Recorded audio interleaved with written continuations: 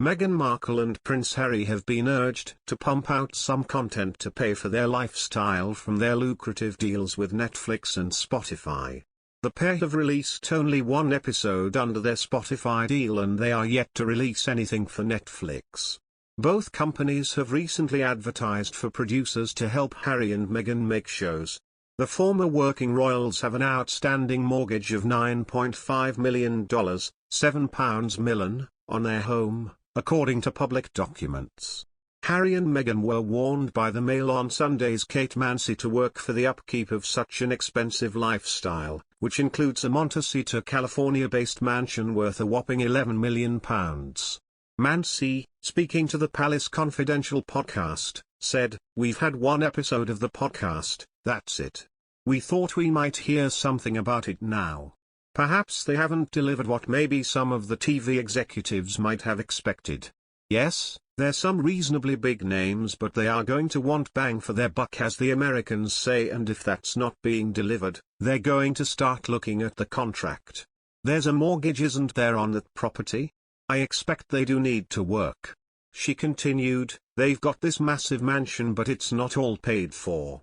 Their lifestyle is very expensive and if they want to carry on acting like these super celebrities, they're going to have to start bringing the money in." Host Joe Elvin added, "I just think if I was as rolling in cash and living in a mansion as Harry and Meghan are, I would find it very hard to be motivated to do any work. They need to pump out some content."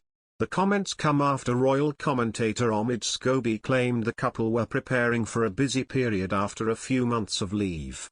Speaking to Good Morning America, Scobie said, "One of the lessons learned by the couple was it's okay to slow down. We saw them jump from one big project to the next, especially when they moved over to the US, but they're on parental leave at the moment, enjoy that important family time from home. But we are about to enter a very busy period for the couple when they do return to work." He added that royal fans will see why the move for Harry and Meghan to the US was so important to them. This week it was revealed that, after a long period of radio silence, Spotify was taking things into its own hands when it comes to making Prince Harry and Meghan Markle's delayed podcast. "These are big production companies," says the Mail on Sunday's assistant editor Kate Mansey, "who will want bang for their buck. And if that's not being delivered, they're going to start looking at the letter of the contract." She adds that the Sussexes won't want to lose these deals. "Yes, they've got this massive mansion but it's not all paid for," she says. "Their lifestyle's very expensive and if they're going to want to keep acting like these super celebrities, they're going to have to start bringing the money in. That means producing shows that people want to see and listen to," says the Daily Mail's diary editor Richard Eden. In his diary this week, Richard, over a year after they signed their deal with Netflix, Harry and Meghan are now recruiting a production designer for their debut show Pearl.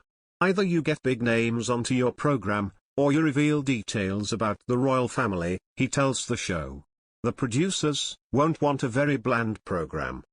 But to do that," he adds, "they need to remain royal, which adds another layer of pressure on the prince. They need to keep up their royal link, that's going to keep up the attraction and appeal in America. I'm sure that Harry and maybe less so Meghan want to come back to Britain," he adds. "But what are the practicalities? Where will they stay? What protection would they get? It's just become so complicated.